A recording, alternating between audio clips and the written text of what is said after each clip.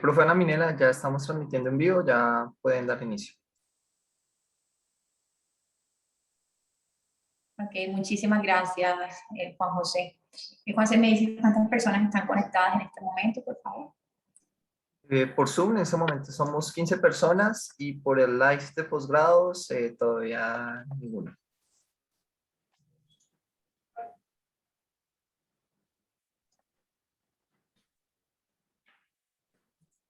No sé si les parece, no sé qué dicen los profesores, pues teniendo en cuenta que solo somos 15, si pudiéramos dar unos minuticos más para, digamos, tener una audiencia un poquito más robusta. No sé qué digan ustedes. Caterine, José David, Rebeca. ¿De acuerdo? Sí, Vale. estaría bien. Sí.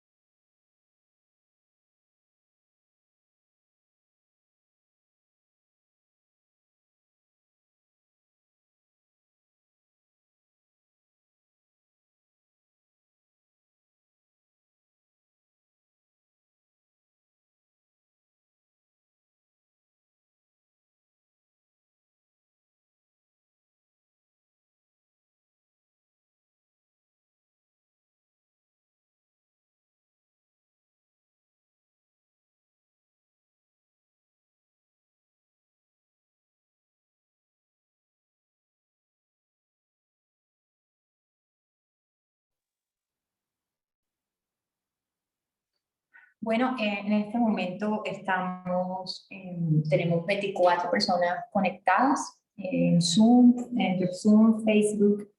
Entonces creería yo que podríamos dar inicio a la actividad que hoy nos convoca, que es la socialización a través de un conversatorio del tema dossier de la revista. Primero pues quiero saludarlos a todos, muy buenas tardes a todos los asistentes, a todos los que han ingresado en la tarde de hoy, han aceptado la invitación que les hemos hecho. Un saludo a la profesora Brenda Escobar, directora de la Escuela de Historia, quien hoy nos acompaña en este día, y especialmente un saludo a los editores invitados con quienes estaremos esta tarde presentando el más reciente número del Anuario de Historia Regional y de las Fronteras en su edición 26.2, número que es número dossier. Antes de, digamos, iniciar la presentación de los profesores y del dossier, me gustaría un poco contarles que desde el año 2017, año en que asumí la dirección de la revista del Anuario de la Escuela de Historia, se planteó el desarrollo de un número dossier con la figura del editor invitado, ¿no?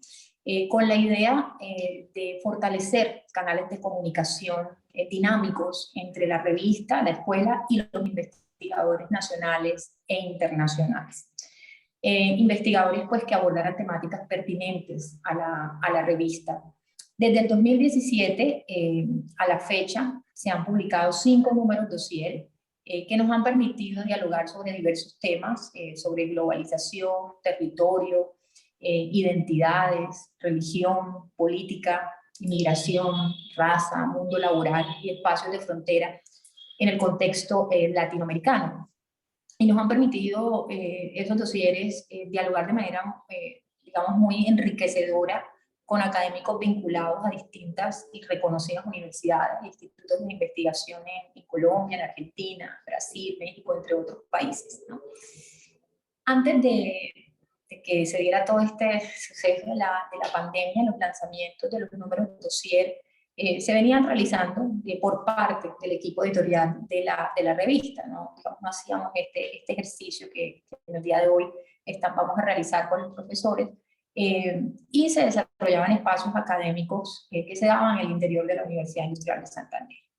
Es por eso que en esta oportunidad estoy realmente complacida, no solo por poder volver a tener ese espacio de socialización del dossier ahora de manera remota, sino también poder contar con la participación de los editores invitados, con quienes hoy tendremos la oportunidad de conversar sobre el contenido de este número dossier titulado Viajeros y Literatura de Viajes en América en los siglos XVIII y XIX, ¿no?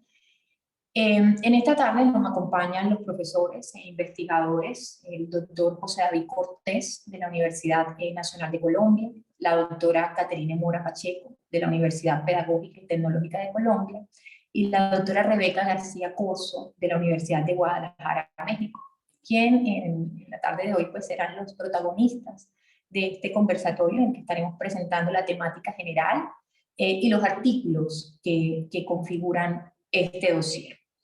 También, además de los editores, pues nos acompaña nuestro equipo editorial, el equipo editorial del anuario, eh, el cual está conformado por nuestra asistente editorial, la historiadora Paula Carreño, los auxiliares editoriales, estudiantes de historia y archivística, Daniela Jaimes y Edward Vargas, y el historiador y estudiante de la maestría en historia Juan José Loaiza, quienes están, además de participar, además de que van a estar participando en el conversatorio, están apoyando los procesos técnicos y tecnológicos del mismo. Entonces, los asistentes podrán enviar preguntas y comentarios a nuestro equipo editorial a través del Facebook, del chat de Zoom, y ellos pues estarán manejando durante esta hora y media en la que estaremos conversando toda esa parte de organización de las preguntas.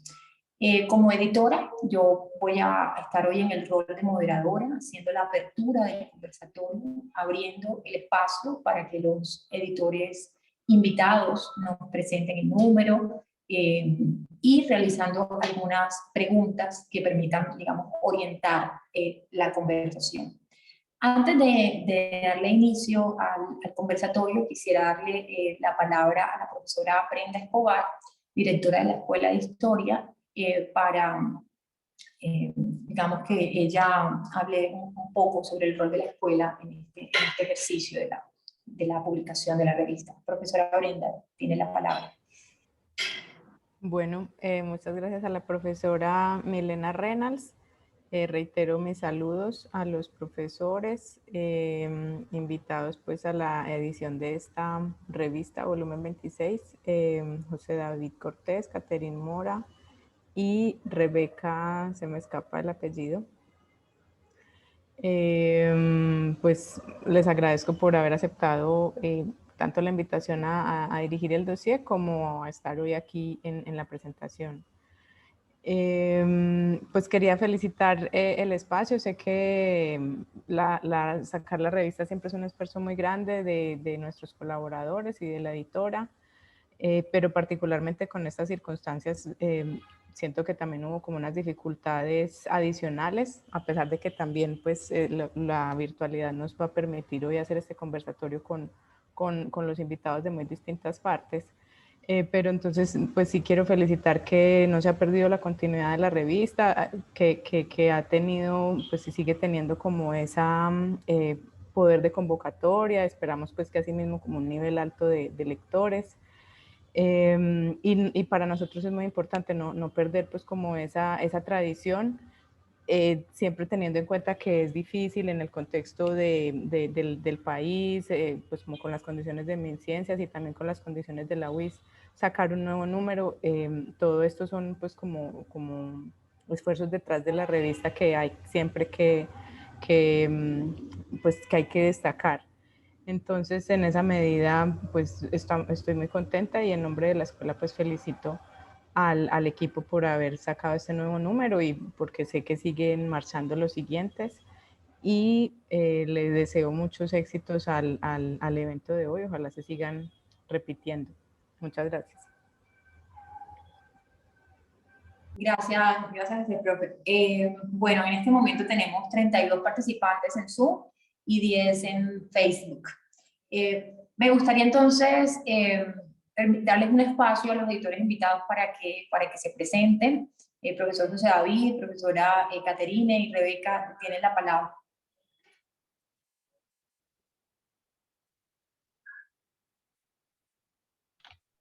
Bueno, no sé si Caterine y Rebeca quieren primero y yo termino la presentación.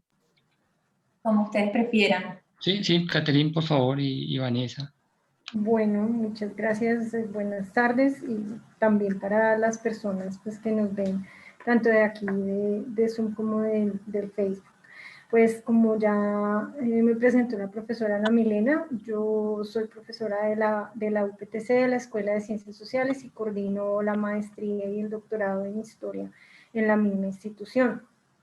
Mis trabajos son sobre todo en el campo de la historia ambiental, en temas de historia agraria y sobre todo de historia climática entre los siglos XVI a XIX, y básicamente en los últimos años, sobre todo el 18 y el 19. Por eso justamente llegué a la literatura de viajes y empecé a preguntarme por el cuestionamiento a estas fuentes, además de muchas otras, por supuesto, pero ese fue el interés esencial pues, que tenía en este tema. Eso básicamente quería señalar y más adelante hablar un poquito más al respecto. Le doy la palabra a Rebeca. Muchas gracias, Caterine. ¿Me escuchan bien? Sí. Perfecto. Bueno, pues yo soy Rebeca García, soy profesora e investigadora de la Universidad de Guadalajara, en México, y trabajo tanto en el Departamento de Historia de la Universidad de Guadalajara como en un campus alejado un poquito de la ciudad de Guadalajara, Jalisco. Ya saben, para quien ha visitado México o ha escuchado hablar de México, Guadalajara es la cuna del mariachi, el tequila y la charrería, ¿no? La esencia, digamos, de la identidad o la representación, retomando un poquito la mirada viajera de la que vamos a hablar dentro de un ratito, la representación que se tiene de México en el extranjero, ¿no? Mi área de trabajo es la historia social y cultural de la ciencia y la tecnología y desde luego la historia medioambiental. De hecho, gracias a eso es que nos hemos conocido. Y bueno, la verdad es que mi relación con los viajeros es una relación de enamoramiento desde hace aproximadamente 20 años, ¿no? Yo presenté mi tesis de licenciatura precisamente sobre viajeros científicos en México en la primera mitad del siglo XIX, sus aportaciones, y entonces hasta el día de hoy he estado incursionando en el tema y utilizándolo en forma transversal en las diferentes investigaciones que he estado llevando a cabo hasta este momento, ¿no? Entonces agradezco enormemente el espacio que se me brindó para ser editora invitada en este número especial dedicado a los viajeros, y particularmente a Caterine y a José David por su amabilidad. Gracias, sería todo de mi parte por ahora también.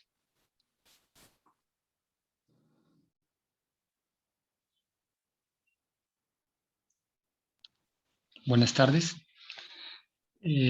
Agradezco la invitación para la presentación de este dossier. Yo soy José David Cortés, profesor del Departamento de Historia de la Universidad Nacional de Colombia en Bogotá. Mi tema de investigación es historia del hecho religioso. Llevo 30 años trabajando historia del hecho religioso en el siglo XIX.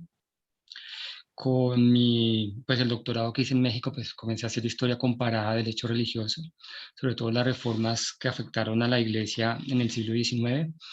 De allí llegué a la relación entre historia y literatura, y de la relación historia y literatura pues desemboqué en relatos de viajes. La literatura de viajes, pues a diferencia de las personas que me acompañaron en una coedición, yo llevo muy poco tiempo trabajando esto, serán 4 o 5 años, pero ha servido para mucho, creo yo, sobre todo porque, como lo veremos ahora en la presentación del dossier, es mucho lo que queda por hacer, y más bien sí nos han comentado, nos han dicho que es un tema que ya ha estado muy trabajado, pero no, no es así. Bueno, muchas gracias. Gracias a ustedes y reiterarles el agradecimiento por postular este tema dossier, por el desarrollo del mismo y por aceptar la invitación para estar hoy aquí conversando sobre este número tan interesante, no solamente por la cantidad de artículos que ha tenido, sino por el importante contenido que, pues, que vamos a empezar a señalar. Quisiera repetir entonces que como editora del anuario voy a estar en el rol de moderadora, haciendo la apertura, abriendo el espacio con los editores invitados y realizando algunas preguntas que vayan a orientar nuestra conversación. Entonces, en este orden de ideas, a mí me gustaría iniciar nuestra conversación señalando que una de las preocupaciones centrales del anuario a lo largo de sus 26 años de existencia, el anuario inicia su publicación en el año de 1995, ha sido aproximarse, digamos, interrogar y reconstruir el pasado a partir de las dimensiones regionales, fronterizas y locales. Lo territorial, por lo tanto, es una de las variables que constantemente está presente en los artículos que privilegiamos, en los dosieres o los volúmenes de temas libres de nuestra revista. En varios de nuestros números previos, como lo había señalado antes, por ejemplo, se encuentran artículos que ilustran sobre la construcción de representaciones, sobre los espacios fronterizos, por parte de las élites intelectuales y políticas, o también, digamos, aparecen textos que revelan las formas en que distintos sujetos históricos le han dado sentido a sus regiones o localidades. Generalmente esas aproximaciones se hacen desde perspectivas de análisis enmarcadas en discusiones relativas a la construcción del Estado-Nación, o a partir de perspectivas que privilegian la relación centro-periferia como categorías de análisis.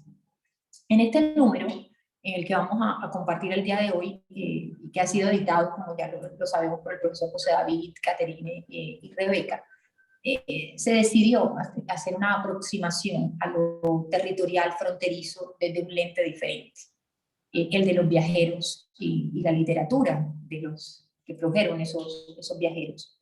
Una temática sobre la cual no habíamos tenido un monográfico como el que ofrecemos el día de hoy, un campo de estudio que, digamos, entre otras cosas, ha tenido entre sus cultores figuras como Homi Bhabha, Todorov o Marie-Louise Pratt, quienes desde los años 90 empezaron a ofrecer elementos de análisis claves para la comprensión de lo que es la construcción del otro y sobre todo de los condenados a vivir en esa otra edad, ¿no? 3 décadas después, vemos cómo este tipo de reflexiones, como lo acaba de señalar el profesor José David, siguen captando la atención de muchos investigadores, como se desprende de la acogida que tuvo este número en su convocatoria, ¿no?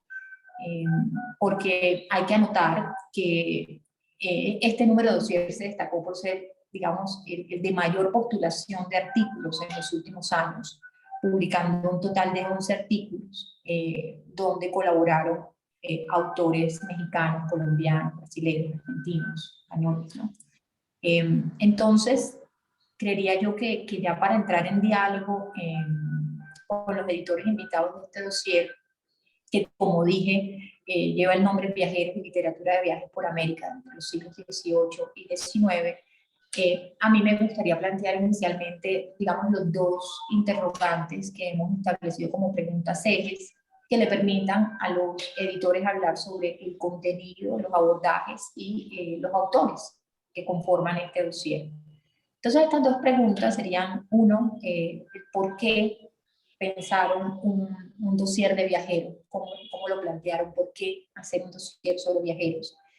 Y la segunda, pues, que ante la acogida que tuvo la convocatoria, me gustaría que pudiéramos hablar sobre el proceso, de cómo se dio ese proceso de selección y de qué tratan los artículos que configuran este dossier. Adelante, profesores, no sé quién quisiera iniciar. Bueno, no sé si quieren que yo comience con la primera pregunta, que es ¿por qué un dossier de literatura de viajes y viajeros, siglos XVIII y XIX? Tiene que ver con dos escenarios. Realmente pues yo hice la propuesta, busqué a la profesora Catherine y ella me comentó, la profesora Rebe, que estaba trabajando estos temas, pero la primera es, es esencialmente subjetiva, es decir, como les comenté, yo estaba trabajando relación entre historia y literatura y comencé a leer literatura de viajes. Y pues literatura de viajes pensándolo desde el tema que yo trabajo, que es el problema del el hecho religioso en Colombia. Y me daba cuenta de que muchos hablaban de literatura de viaje en historiografía colombiana, uno va leyendo y eran fuentes, y uno dice, bueno, ¿qué hay para decir más en cuanto a literatura de viajes y viajeros en Colombia? Uno comienza a leer textos y se da cuenta que quienes trabajaron ese tema lo cerraron. Lo cerraron, es decir, uno como investigador tiene dos posibilidades, como investigador y docente, abrir los temas o cerrar los temas. Abrir los temas es cuando uno comenta con los estudiantes y les dice, mire, sobre esto hay mucho que hacer, y de cada tema se van derivando subtemas. Y cerrarlo es cuando uno dice, yo investigué el tema, ya no hay nada más que hacer, sabiendo que hay mucho más que hacer. Y generalmente aquellos que dicen que no hay más que hacer son los que cierran el tema.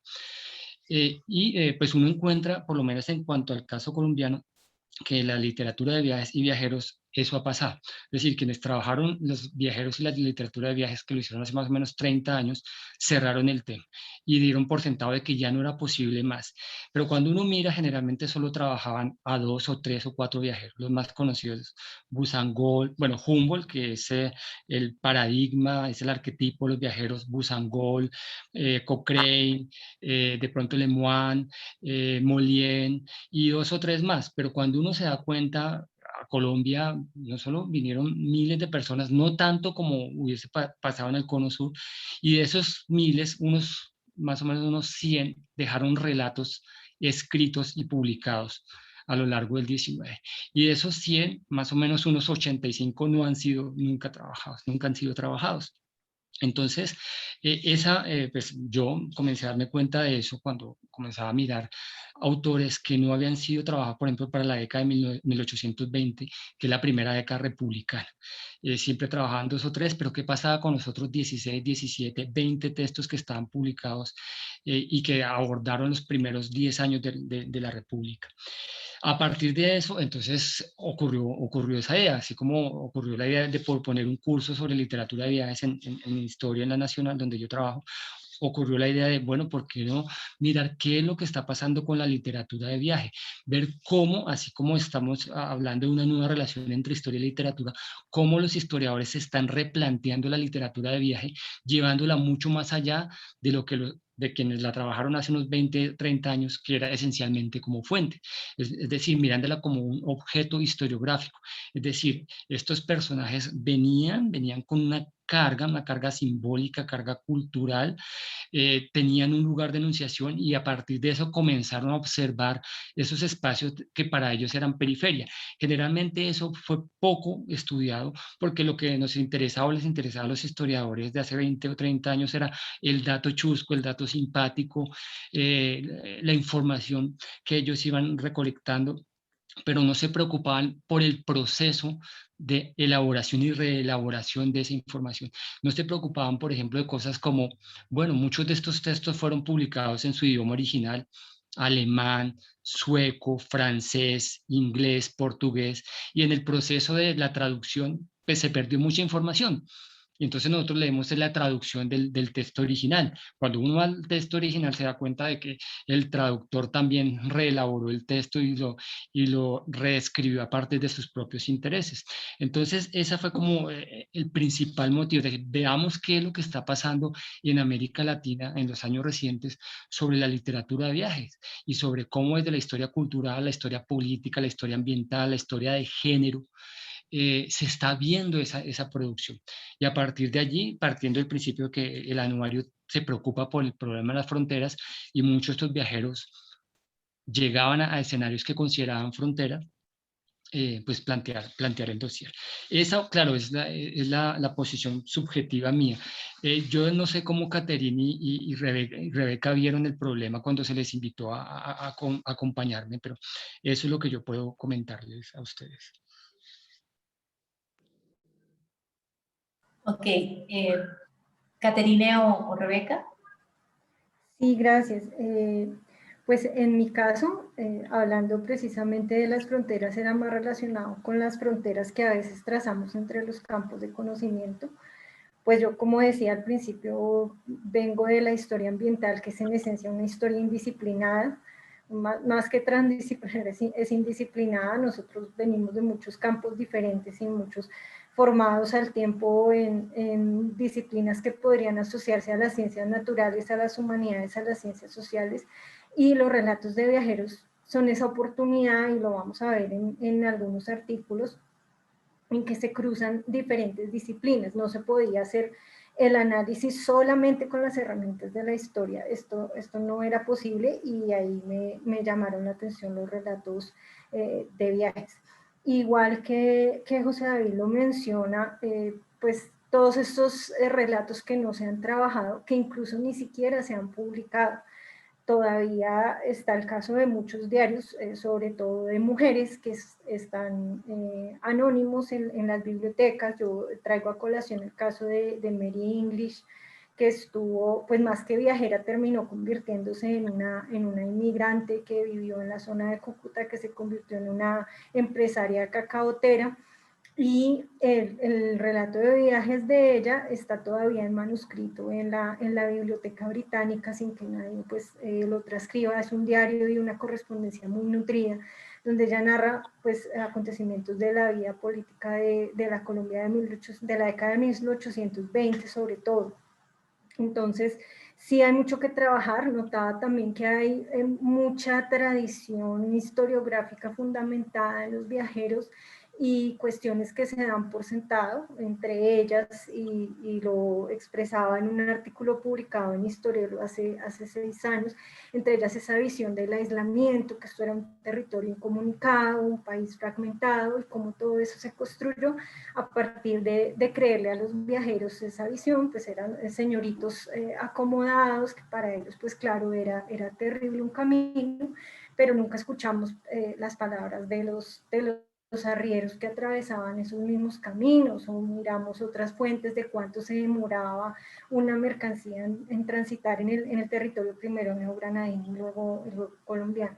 Entonces, todas estas cosas que se dan por sentado, la idea era que también pues, se motivara a los investigadores a reflexionar sobre eso.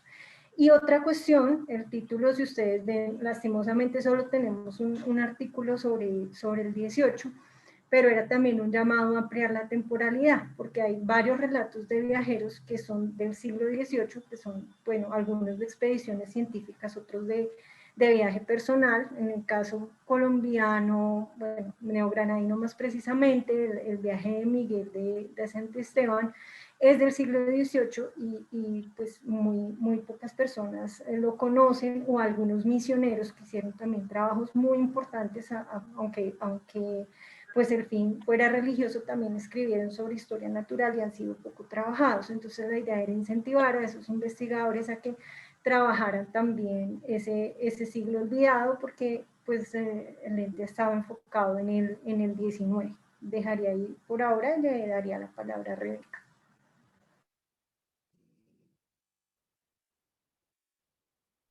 Wow, gracias. Vaya pregunta. ¿Por qué un dossier de viajeros? Yo diría, ¿y por qué no? Cada vez que me preguntan siempre el por qué, siempre es ¿y por qué no? ¿Por qué no asumir el reto? ¿Por qué no lanzarnos a esta aventura? Partiendo de la idea de que ya no sería, o más bien sería un trabajo en el que habría miradas transfronterizas, pensando en los diferentes investigadores que van a trabajar de América Latina, que iban a llevar a cabo el acercamiento sobre los viajeros. Y generar un dossier específico especializado sobre viajeros nos permite al mismo tiempo hacer una reflexión adicional y, como bien comentaba José David, presentar nuevas áreas de interés. Es un poquito este dossier sobre viajeros, cuando se me presentó la oportunidad de participar, y cosa que agradezco, para mí fue sumamente interesante el poder pensar cuál es el estado del arte sobre los estudios de viajeros en América Latina. En este momento, en pleno siglo XXI, en el año 2021, ¿cómo están los estudios de viajeros? Porque efectivamente hay múltiples corrientes que los han trabajado de muchas formas. ¿Qué temas son los que interesan hoy día? ¿Qué temas son los que se pueden trabajar hoy día? Y particularmente, ¿podemos revisitar los relatos tradicionales de viajeros? ¿Y qué entendemos por literatura de viajeros o qué entendemos por relatos de viaje, ¿no? Si nos damos cuenta, dentro de este dossier vamos a encontrar una heterogeneidad impresionante, no solo de periodos, sino también de temas y de fuentes, ¿no? Y creo que eso era la motivación principal, saber cómo estamos ahora mismo y tener también un punto de partida para posteriores trabajos, porque finalmente algo en lo que muchos hemos reflexionado, particularmente aquí en México, es precisamente que los marcos teóricos de los cuales partimos para analizar la literatura de viajeros generalmente provienen siempre del exterior, ¿no? Maurice Pratt es la clásica por antonomasia y la hemos citado en varios de los artículos de viajeros que estamos viendo aquí. Pero ¿cuál es la mirada que nosotros como historiadores desde América Latina podemos aportar a propósito de los viajeros, yendo más allá de la visión netamente anecdótica, ¿no? Es un rescate de fuentes, es un rescate de temas y es un rescate que implica una propuesta teórico-metodológica a futuro, creo yo. Es un reto enorme el que nos estamos planteando con este dossier. Por eso felicito el que se hubiera elegido la iniciativa de José David. Es muy interesante. Gracias. Queda entonces claro en la respuesta que ustedes han dado a esta primera pregunta, que es una provocación a no cerrar un tema que se puede mirar desde otros focos, desde otras perspectivas. Yo quisiera puntualizar en dos cositas ahorita. Lo primero es recordarles a los asistentes, a la audiencia, que pueden ir formulando sus interrogantes en los chats de Facebook y Zoom, y continuar en esta conversación, porque me ha llamado la atención a propósito de lo que han dicho los tres, y es que cuando se trabaja en viajeros, yo trabajo en migrantes en el siglo XIX, y efectivamente se convierte en una fuente interesante leer qué dicen los viajeros sobre los migrantes, cómo llegan, los contextos. Y yo creería que hay algo que es que tiene que ver con la perspectiva que durante mucho tiempo empezó a considerar la literatura y a esa literatura de viajes que ustedes han trabajado únicamente como una fuente, ¿no? Casi que dándole ese rol exclusivo. Y ustedes en la presentación de su dossier, en esa editorial que escribieron, mencionan que esa es una aproximación reduccionista. Quedaría entonces ahí la pregunta es, y más adelante se podría ampliar una vez ya se aborde esa segunda pregunta, el eje que tenemos establecida, que es presentar los artículos, tal vez ampliar un poco en qué consiste ese reduccionismo y los problemas de análisis que tiene la literatura de viaje para sacarla de ese lugar casi que esa cárcel en que por un momento estuvo, que la consideraba solo como una fuente. Podríamos entonces, Sí. a partir pues, de esa idea, mirar cómo esa preocupación de sacarla de ese lugar de la fuente, si jugó o no un rol en la selección de los artículos, y de qué tratan los artículos que se seleccionaron en este dossier. Sí, lo que pasa es que el dossier, si nosotros miramos, bueno, la temporalidad es un largo siglo XIX, si se permitiría esa expresión, porque va de 1747, que es el primer el artículo que toca un tema más antiguo, por llamarlo así, hasta 1930. Y la espacialidad es una América, lo que hoy llamaríamos una América Latina continental, desde la Alta California hasta la Patagonia, pasando pues obviamente México, Honduras, Costa Rica, Colombia, Ecuador, Brasil, Chile y Argentina. claro, cada uno de esos espacios, si los miramos historiográficamente hablando, tendrán un desarrollo distinto en cuanto a la literatura de viaje. Rebeca nos ha dicho, pues en México es un tema trabajado y trabajado creo que continuamente. Para el caso colombiano, yo siento que con este dossier lo que estamos haciendo es revisitar un tema y revisitarlo desde otros puntos de vista, desde otros lugares, con otras herramientas, si se nos permite la expresión, que había sido, insisto, cerrado hace un par de décadas. Es decir, la profesora Milena dice, el tema de la inmigración, uno no puede entender la inmigración sin mirar qué es lo que los inmigrantes producían, o sea, esos artefactos, y entre ellos uno de esos artefactos es una carta, una memoria, bueno, la correspondencia obviamente, un texto, incluso un cuento, una novela. Eh, porque estos viajeros de una u otra forma eran inicialmente inmigrantes, inmigrantes que podían estar 2 o 3 semanas, un mes, 2 meses, 10 años, como algunos de los que trabajamos, 20. Entonces, sí es revisitarlos en el sentido de, bueno, nos dan información, que es importante, pero también hay que mirar que el relato de viaje es una producción de un momento que obedece a las características, a la esencia, a la mentalidad del momento, obedece también a ese lugar de enunciación del viajero, a la forma como el viajero iba a utilizar pues un término de Pratt, el viajero entra en esa zona de contacto y entra en contacto con, bueno, la traducción lo dice, los viajados, es decir, los visitados, aquellos que él está observando. Y hay una serie de transformaciones. Él, por lo menos el viajero, desde el imaginario y las representaciones, intenta transformar el espacio, pero el espacio y todo lo que lo habita, todo lo que contiene ese espacio, también de una u otra forma lo puede transformar. Entonces, insisto, por lo menos para el caso colombiano, yo sí creo que este dossier invita a revisitar un tema que desafortunadamente fue cerrado hace unos 20 o 30 años por algunos historiadores de la nueva historia de Colombia que trabajaron 2 o 3 viajeros y decidieron que con eso bastaba y bueno, es por lo menos yo lo sigo viendo así.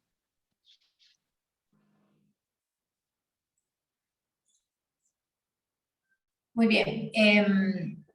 Me gustaría entonces que habláramos de esta segunda, que digamos más que pregunta, es como una idea de conversemos cómo fue ese proceso de selección eh, y, y de qué tratan los artículos, ¿no? Porque en el plano de como lo estamos presentando los editores, queda claro que este dossier permite que haya temas que a la luz de este dossier podrían definirse como novedosos, ¿verdad? Que han aportado a este campo de estudio.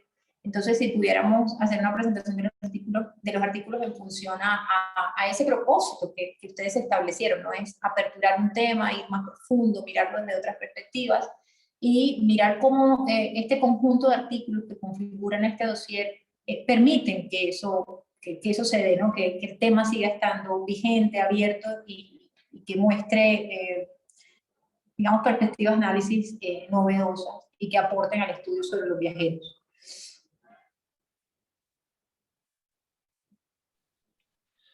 Bueno, no sé si ustedes quieren comenzar o comienzo yo con el comentario de unos cuantos artículos y vamos dialogando.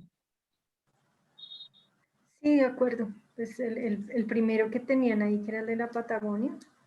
Sí. Bueno, un momento, por favor. Que he sacado unos apuntes como de...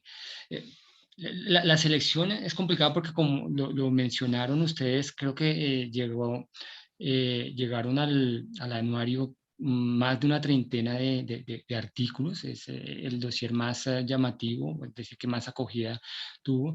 Y en ese sentido, pues como funcionan en todas las revistas indexadas, pues los pares y el sistema de pares y de doble ciego, pues es el que va descartando.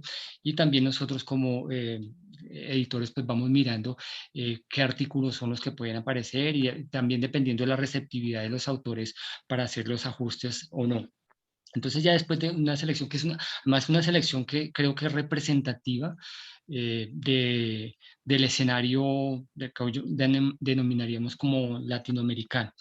En ese sentido, pues yo puedo comentar 3 textos. El primero es de Sara Sánchez del Olmo, de Relatos de Anticonquista, Coleccionismo y Musealizaciones, François Machón en la Patagonia, 1892, que este es, hay que decirlo, este es un texto que había sido presentado para el número anterior, es decir, la gente, y bueno, la autora decidió, debido a que esto iba a ser un dossier específico sobre el tema, pues permitió dejarlo para este número, lo cual indica que a lo largo y ancho de las revistas en Hispanoamérica se están presentando a consideración textos que trabajan este tema y que, bueno, algunos vieron en el dossier la posibilidad también de ser publicados.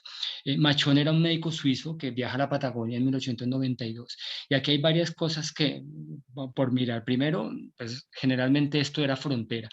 Digamos, México, lo que es México, Colombia, Argentina eran fronteras de un proceso del capitalismo y del imperialismo, pero la Patagonia además era una frontera de la frontera, porque la mayor parte de los viajeros no se conforman con llegar a esa frontera o a esa periferia, sino que quieren ir también a la periferia de la periferia. A ellos no les, bueno, a muchos no les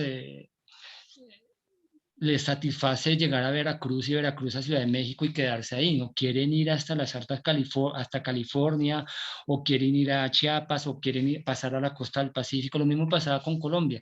Ellos llegan al Caribe, difícil entrar hasta Bogotá, pero si pueden ir hasta los llanos orientales, los llanos de San Martín, si pueden ir hasta el Pacífico, desde Bogotá hasta el Pacífico, como algunos lo hicieron, o ir hasta el norte de la Amazonia, que es la frontera de la frontera. Entonces, en este caso, este es un artículo que invita a eso. Primero, no solo es un médico suizo, es decir, realmente pensamos en viajeros anglosajones, franceses, algo del centro de Europa, pero sobre todo alemanes, pero esto es suizo, ¿no? También vinieron suecos, daneses, italianos, húngaros en el Caribe. Entonces, suizo a la Patagonia. Y llega, como lo menciona la autora, a insertar la Patagonia en un sistema de producción por medio de una colonización, que varios viajeros venían a eso. Por ejemplo, el caso de Reclí a Colombia, el francés, a ver si se podía entablar una colonia en la Sierra Nevada de Santa Marta, y así fue en distintos lugares de América. Pero también a recoger datos y objetos. Y lo de los objetos es llamativo porque varios de estos viajeros comienzan a coleccionar especímenes, coleccionar objetos, para generar, obviamente, colecciones y de allí pasarlos a museos. Alfred Hedner, que es un viajero que he estado leyendo recientemente, es un geógrafo alemán que estuvo en Colombia, habla de cómo varios compatriotas suyos, por medio de la guaquería, porque él usa ese término, que tradujo el texto, usa ese término de la guaquería, recogieron objetos prehispánicos y los llevaron a museos alemanes, sobre todo al Museo de Leipzig. Entonces, este texto, el de esta autora, el de Sara Sánchez del Olmo, pues invita a eso, a mirar y a cuestionar cómo buena parte de las colecciones de museos de Occidente se formaron no solo con las expediciones que hicieron exploradores a Asia y África en esos procesos de imperialismo, expansión del imperialismo, sino también a partir de esa apertura con viajeros que llegaron en la segunda mitad del 19 en trabajos, por ejemplo, arqueológicos. Recordemos que algunos de los gobiernos, yo recuerdo pues Porfirio Díaz, patrocinaron las expediciones para reconocer lo que eran las ciudades y estados de Yucatán. Pero ¿qué implica eso? Implica, por ejemplo, el saqueo de una riqueza. Y la autora pues invita a eso, a cuestionar cómo en ese proceso de colonización no es solo insertar un espacio a la economía mundial por medio de la colonización de un territorio, sino también de cómo en ese proceso de colonización se lee al otro a partir de los objetos que se recuperan, que fueron producidos por ese otro que es anterior a nosotros, esencialmente prehispánico o en los primeros siglos de vida colonial. Ese es el primer texto que yo invito a que ustedes miren. El segundo es el de Edward Whymper y el Chimborazo, el arte del montañismo y la autoridad científica, 1880-1892. ¿Quién era Whymper? Whymper era un británico, este texto es de Patricio Javier Aguirre del Ecuador, quien llegó a a Quito de allí pues obviamente al Chimborazo porque quería estudiar el mal de altura, un mal de altura que ya estaba siendo estudiado en México por médicos y científicos, es decir, qué es lo que produce en el organismo humano cuando él viene de una zona sobre el nivel del mar y comienza a ascender y obviamente comienza a faltar oxígeno y esto como comienza a afectar al organismo. Entonces, aquí hay varios elementos sobre los cuales este texto puede ayudarnos a mirar. Uno es el problema de la ciencia.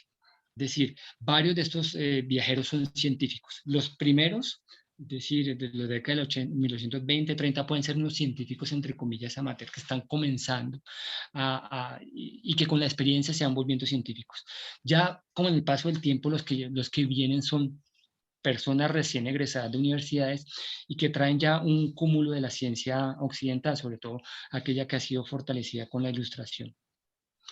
Ese es el primer elemento. El segundo es que es un viajero que sigue a otros viajeros y que hace una lectura y una relectura de viajeros que ya lo han precedido.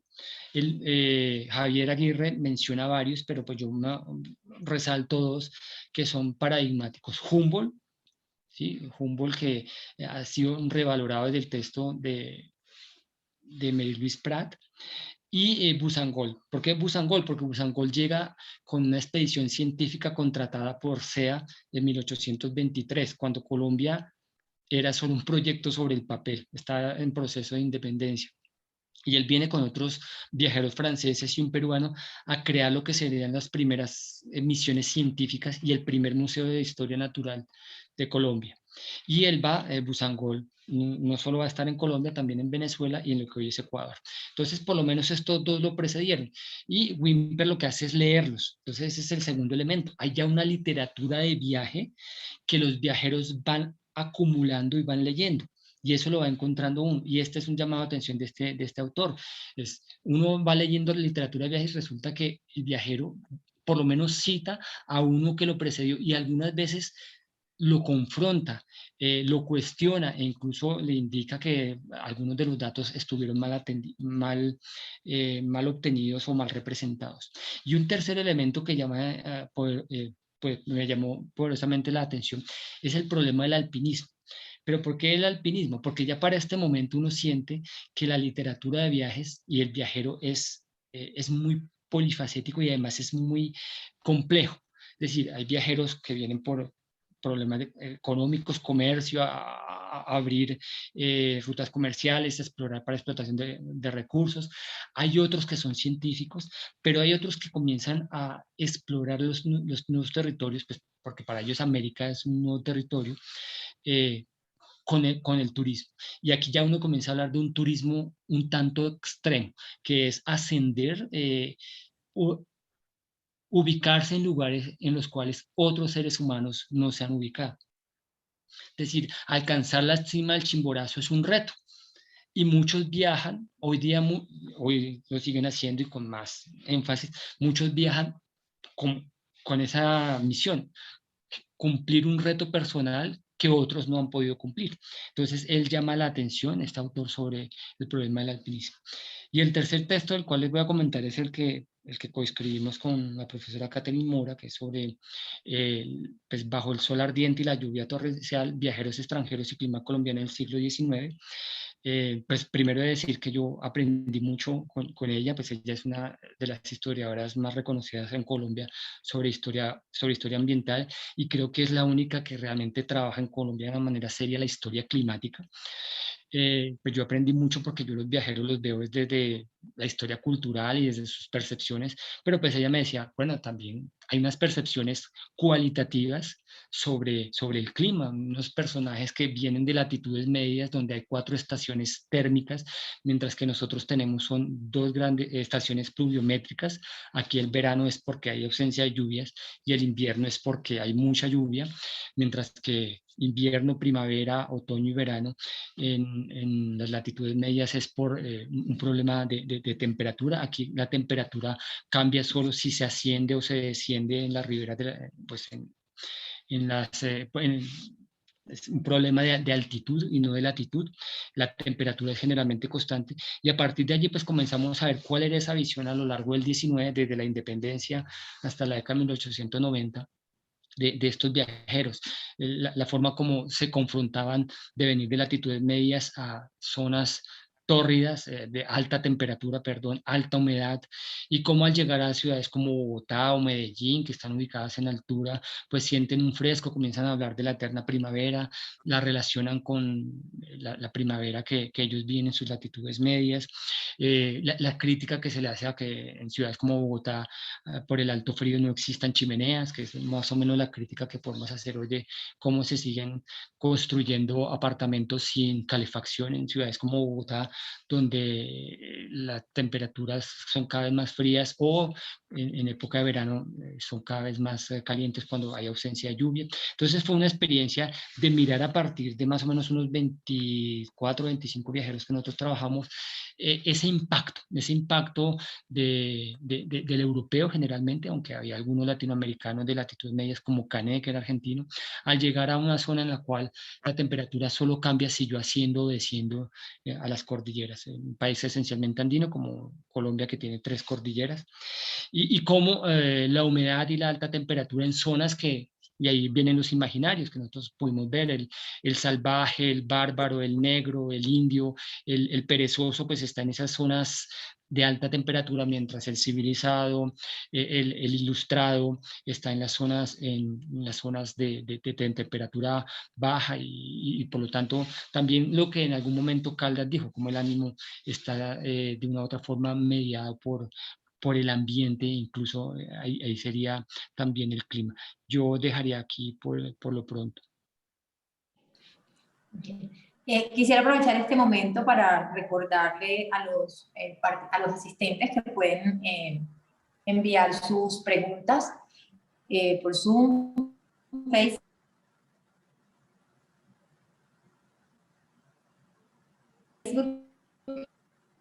y también al live. Pueden hacer allí sus partes en Zoom y 8 en Facebook. Continuamos entonces con las... Sí, voy a continuar con el artículo de Bruno Capilé, Ana França y Gabriel Páez da Silva.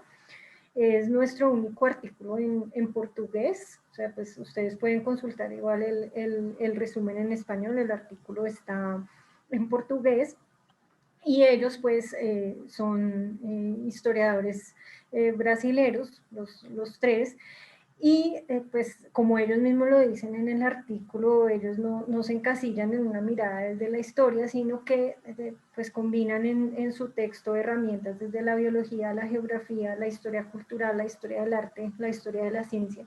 Y por supuesto, como se lo imaginarán al hablar, pues ahí en el título de plantas, pues la historia ambiental también.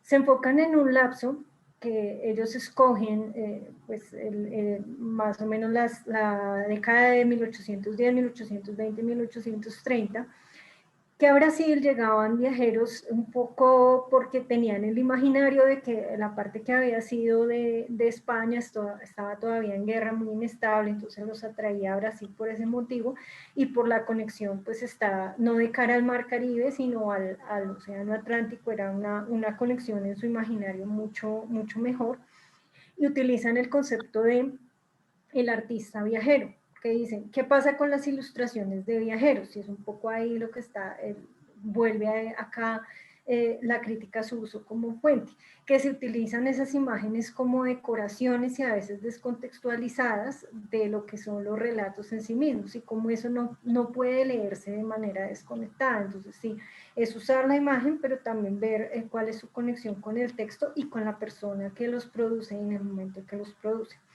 Analizan los trabajos de Thomas Ender, Johan Ruyendas, Mary Graham y Henry Chamberlain.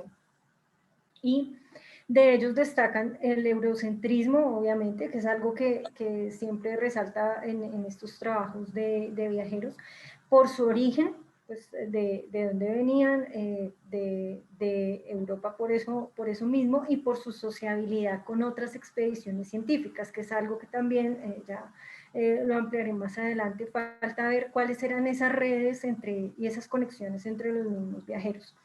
Otro punto importante para ellos es la participación del trabajo de las personas esclavizadas, porque esos paisajes que se representaban por lo general, aunque eso haya sido invisibilizado, habían sido construidos, esa parte humana, por esas personas, sobre todo cuando se refería a esas plantaciones que ellos dibujaban y narraban.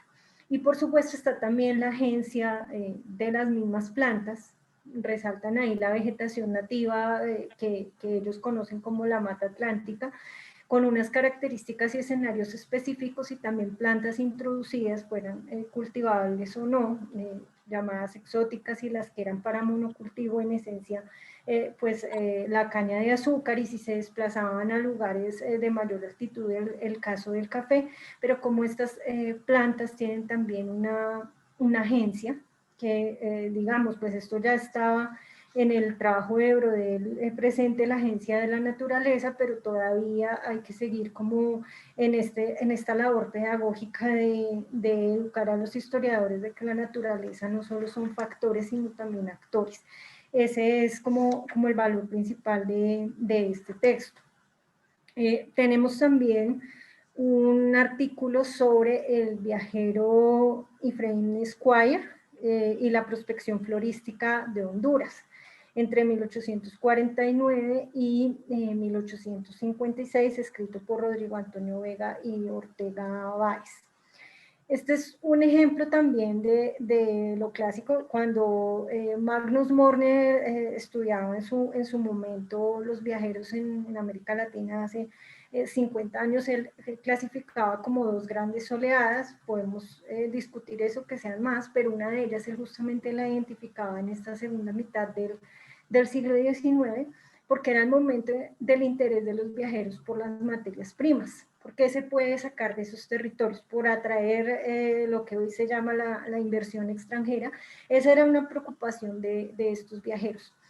Y este hombre, Squire, como demuestra el autor del artículo, pues primero era una persona que no había terminado una carrera profesional, pero había hecho estudios de ingeniería civil, y entonces él fue varias veces a Centroamérica con diversos propósitos.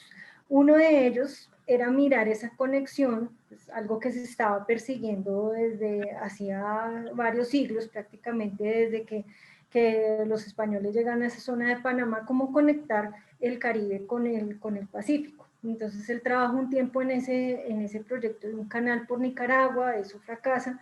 También en una línea férrea interoceánica por Honduras, también eso quiebra. Y después lo mandan a una misión diplomática, y mientras él hace esa misión diplomática, entonces como aficionado hace una prospección botánica. Y empieza a interesarse ahí, bueno, otra serie de cuestiones como la meteorología, la astronomía, pero su interés fundamental son las plantas, y plantas que puedan ser explotadas por su país, que es Estados Unidos.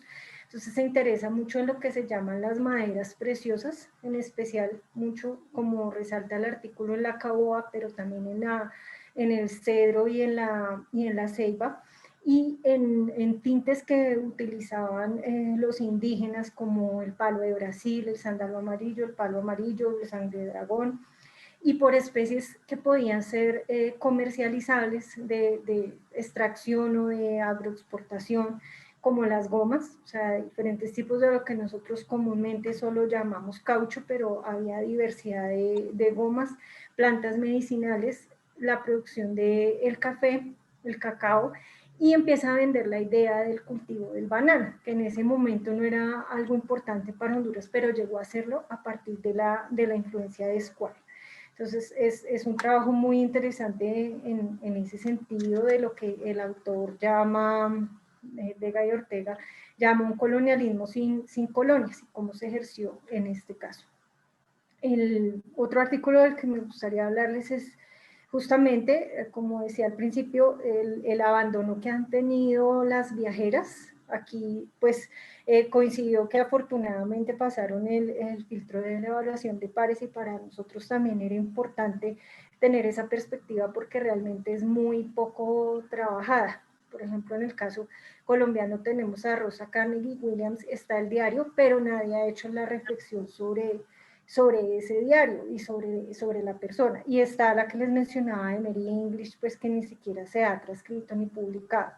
Entonces acá tenemos el trabajo primero de Juan Carlos Esparza sobre una escocesa enamorada de México, la obra de Madame Fanny Calderón de la Barca, que en realidad la señora se llama Frances Sersing Inglis, y a ella la conocen como Calderón de la Barca, porque se casa con un diplomático español y escribe una obra que en realidad es un conjunto de cartas que se llama La vida en México. Se las escribe a su familia, que por entonces reside en Boston. Ella ha tenido que salir de Escocia por deudas de su papá, y entonces termina viviendo en Estados Unidos y allá conoce a este diplomático.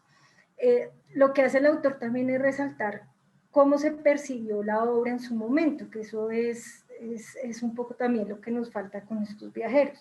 ¿Cuál fue el diálogo con la generación que leyó ese trabajo? Y es el impacto de que una mujer, o sea, fuera de mujer extranjera, fuera de extranjera protestante y además escribiendo, pues eso era como una especie de escándalo, y además porque sus opiniones sobre algunos que consideraban próceres pues no eran muy buenas. Resalta el autor del artículo su visión un poco menos, como se ha llamado en varios trabajos, negativa de la población indígena, y también la posibilidad que ella tiene, eso lo han resaltado varios trabajos sobre viajeras, de entrar a espacios a donde los hombres no entraban. A pesar de ella ser protestante, puede entrar a los conventos, puede entrar a escuelas de señoritas y describir esos espacios. Se enfoca mucho también en la comida. Él es una de las primeras descripciones muy completas de lo que es la comida mexicana y cómo ella también la presenta al mundo. Y su visión también, que es un poco en lo que reflexionamos muy pocas veces, su visión como protestante de un mundo católico. Entonces ella sí participa en los rituales y esto, pero le parece que es una práctica salvaje la flagelación en Semana Santa, o considera que las monjas de clausura pues están siendo como explotadas, hay que liberarlas de esa situación. O sea, hay un rechazo a ciertas prácticas y como el autor reflexiona en ellas. Y por último, otro texto sobre viajeras, que es el de Yucatán como escenario histórico, en los textos de Alice Dixon Le Plongeon y Monmason Austin, que lo escribe Izaskun Álvarez. Entonces, pues son dos viajeras muy distintas las que ella trabaja, y también pues, ella resalta, son mujeres de élite, no cualquier mujer iba por ahí de viaje, primero porque no había los recursos, y segundo, pues tampoco podía escribir un relato porque se requería cierta formación académica que adquirían estas mujeres de élite, pero no por eso pues hay que descartarlas, sino hay que mirar esos mundos muy distintos, vienen en épocas diferentes. La británica Alice Dixon viaja a Yucatán entre 1873 y 1884, y ella, aunque es asistente y fotógrafa de su marido, que es un arqueólogo, en esto que ya mencionaba José David, de esa como boom de las excavaciones en la península de Yucatán, de estas especies como de ciudadelas mayas, a él lo contratan para excavar Chichén Itzá y Uxmal, y ella lo acompaña, pero más que acompañarlo, ella también empieza a excavar y a producir artículos y textos etnológicos sobre los mayas, aprende lengua maya y lo publica todo esto en vida, en revistas científicas, y su diario también. Y el artículo, por supuesto, viene acompañado de varias fotografías del trabajo de ella como arqueóloga. Pues no profesional, aprende el trabajo, es como asistente de su marido, pero es algo muy valioso, y en ese momento en que llega. Y la segunda viajera, Maud Mason, en realidad ya se llama Sue Mason Austin, ella era esposa de William Austin, que era el sobrino nieto del fundador de Texas, y una de sus hijas vivía en Ciudad de México, y ella pues la visitaba con frecuencia, y ella termina viajando a Yucatán en la década de 1920. Es como uno de los artículos que tiene una temporalidad más reciente. Su trabajo, a diferencia de Alice, no es publicado en vida, ni reconocido, ni eso lo rescatan por allá después en un manuscrito. Y lo que resalta a ella es ese México post-revolucionario. Yucatán está en ese momento pues bajo gobiernos socialistas, y ella le llama la atención, por ejemplo, la organización laboral que encuentra en ese momento. Y pues su procedencia texana también se ve en las apreciaciones que ella hace, y aunque de un lado como que describe a la población maya como rebelde, y vuelven conceptos que eran más propios del 19 que de su momento, como salvajes, bárbaros y rebeldes, asimismo hace una crítica a una sociedad yucateca que era racista. Entonces es muy llamativo en ese sentido el trabajo, y pues Rebeca les hablará de los siguientes artículos. Muchas gracias. Pues a mí me toca seguir con el spoiler de la revista, ¿no?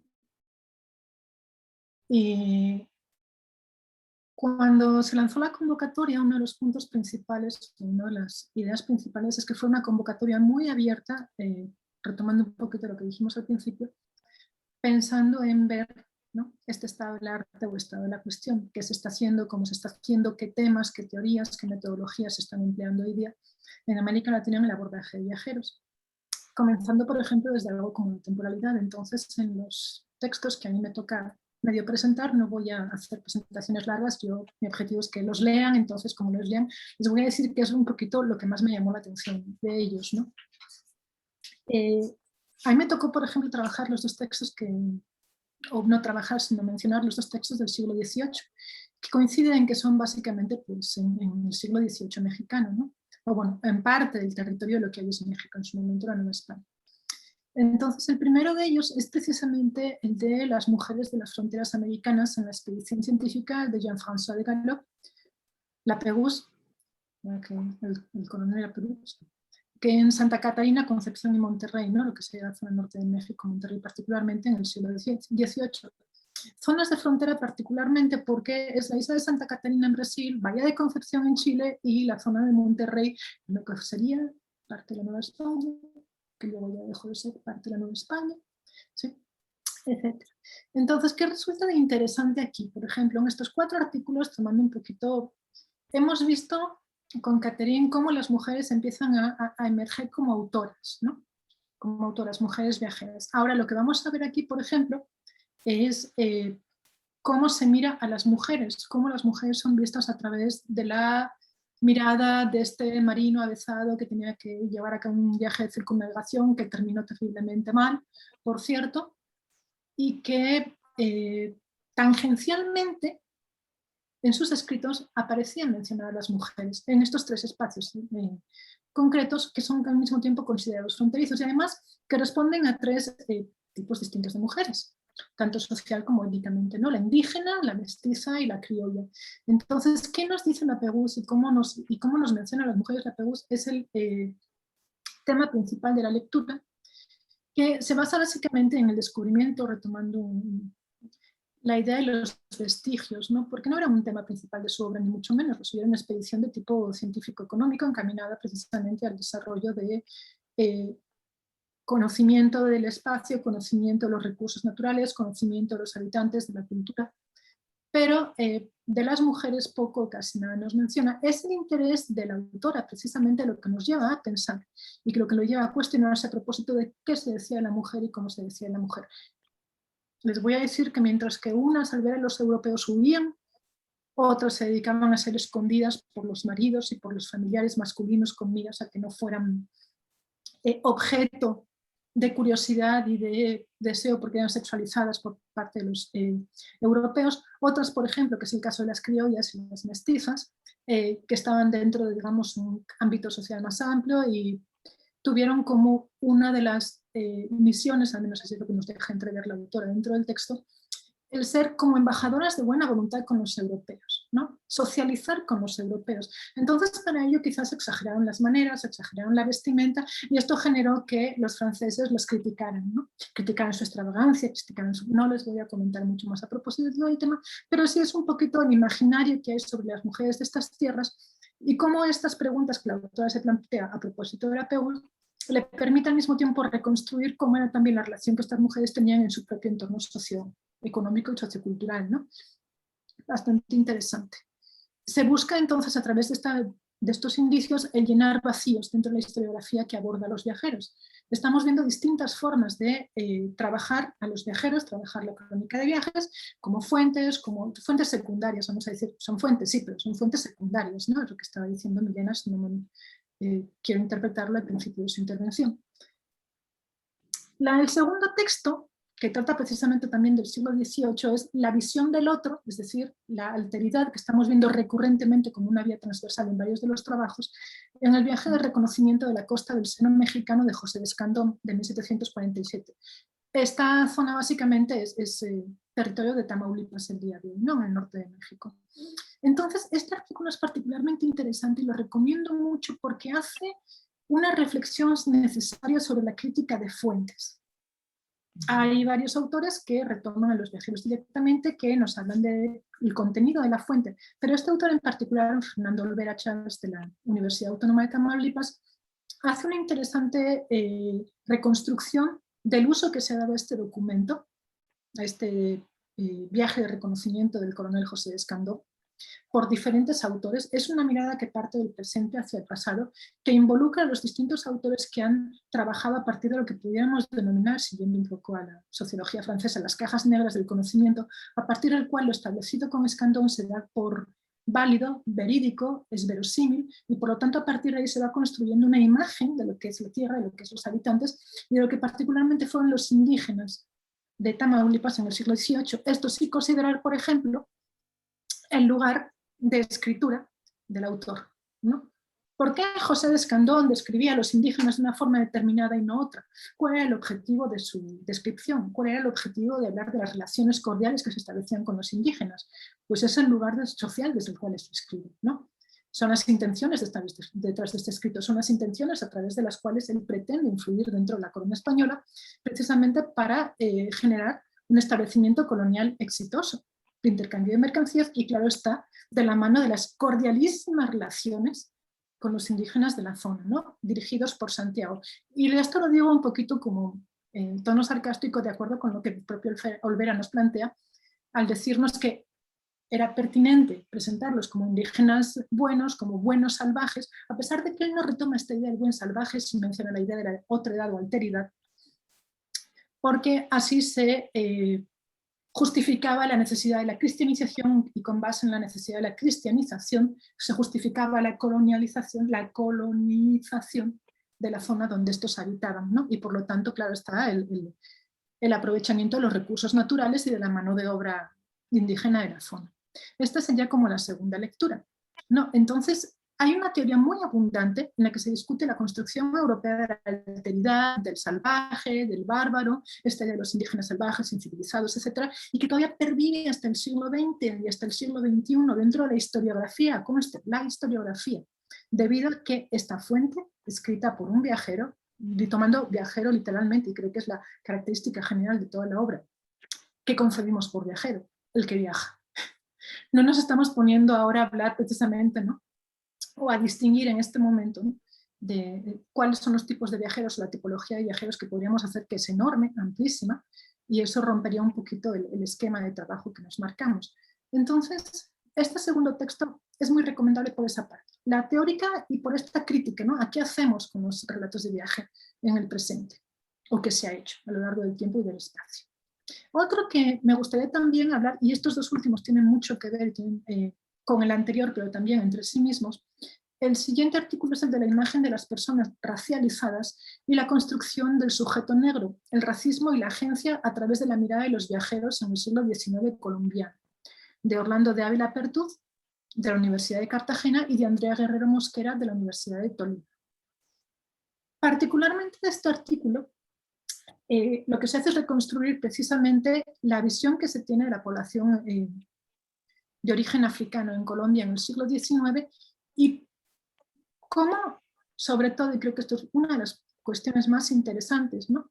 Cómo a través del racismo científico ellos intentan hacer entrar dentro de su esquema de conocimiento los viajeros que llegan. Y muchos de ellos también eran colombianos, o sea, no únicamente está retomando a viajeros extranjeros, ojo con esto, también retoman a viajeros colombianos. Cómo ellos hacen entrar a esta población de origen africano que se encuentran en Colombia y que tiene un comportamiento particularmente diferente a lo que cabría esperar de acuerdo con la visión, la percepción y que se concibe como el buen comportamiento dentro de la sociedad mestiza y criolla y europea de la época, ¿no? Entonces, como de nueva cuenta, al igual que con los indígenas mexicanos, estamos encontrando que los consideran inferiores, salvajes, insubordinados, ¿no? Una tara para el progreso del país porque estaban asentados, eran brutales, ¿no? Hay una sexualización constante de la mujer, tanto en las imágenes como en la literatura que se analiza. Algo muy interesante de este texto en particular es precisamente cómo de estas relaciones hegemónicas imperialistas que estamos viendo aquí desarrolladas, los viajeros inconscientemente están reflejando las pequeñas resistencias en la vida cotidiana que la población de origen africano está desarrollando dentro de el recorrido que ellos están haciendo. Entonces les llama muchísimo la atención comportamientos como, aquí en México se les llama igualados, no sé cómo se les podrá decir en Colombia, pero aquellos que no respetan la jerarquía social y no tienen ni un comportamiento verbal ni corporal, en el cual estén sometidos frente a la llegada del blanco o del europeo, ¿no? Todo lo contrario, están dialogando con ellos en un mismo nivel, les invitan a actividades culturales, son actores de la vida pública, pretenden que los viajeros se inserten en esta dinámica con ellos y les llama muchísimo la atención a los viajeros cómo es posible que ellos tengan esa posibilidad, ¿no? Se supone que tendrían que ser estos otros de origen africano inferiores, ¿no? Indómitos, salvajes, repito, ¿no? Incivilizados, un problema para el desarrollo de la joven república. Y ocurre todo lo contrario, se están encontrando con personajes que responden, que son activos, ¿no? Y que ofrecen desde acciones tales también como por ejemplo el ser patrón de un barco y darles órdenes a ellos de cómo deben comportarse dentro del barco y cómo osa este patrón, ¿no? El darles órdenes y les dices que yo soy un hombre libre y yo soy un caballero igual que lo son ustedes, por lo tanto así me comporto, ¿no? Cuando le reclaman. Entonces, una invitación a leer este texto, a ver cómo estas pequeñas rebeliones no estamos encontrando unos sujetos subalternos pasivos, todo lo contrario, estamos encontrando sujetos subalternos activos, muy activos. Y de qué forma, dentro de esta literatura de viajes, estos 12 viajeros que analizan, de la segunda mitad básicamente del siglo XIX, están desarrollando esta idea y esta gramática de la diferencia dentro de sus textos, ¿no? Por último, un texto particularmente interesante y relacionado directamente con este otro es el de Paisajes racializados y fronteras identitarias en Costa Rica, relatos de viajeros y el ferrocarril del Caribe, 1885-1930, de Ronald Soto Quirós de la Université Bordeaux de Montaigne, ¿no? en Francia. De este artículo, de la misma forma que encontramos con los anteriores, hay una reflexión teórica sumamente interesante, pero algo que también llama la atención dentro del artículo de Ronald Soto es precisamente cómo la utilización del ferrocarril, esta cicatriz que se va insertando dentro del paisaje natural de Costa Rica, permite al mismo tiempo hablarnos de dos tipos de fronteras. Nos habla de la frontera natural, que es rota, y nos habla también de la frontera racial, que también es rota, en algunos casos se difumina en otros y se marca notablemente en otros. ¿Por qué? Porque la zona de Limón es una zona bananera, y es una zona bananera que está básicamente poblada por trabajadores también de origen africano. Y esto rompe radicalmente con la idea de una Costa Rica blanca, que es la que se tiene normalmente y es la que se busca construir como idea de nación en la época.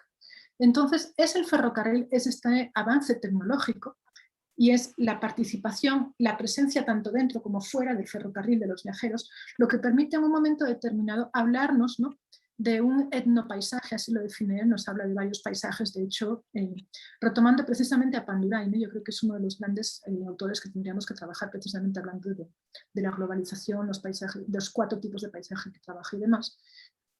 Y cómo este etnopaisaje homogéneo se ve roto precisamente cuando los viajeros se enfrentan a esta zona, ¿no?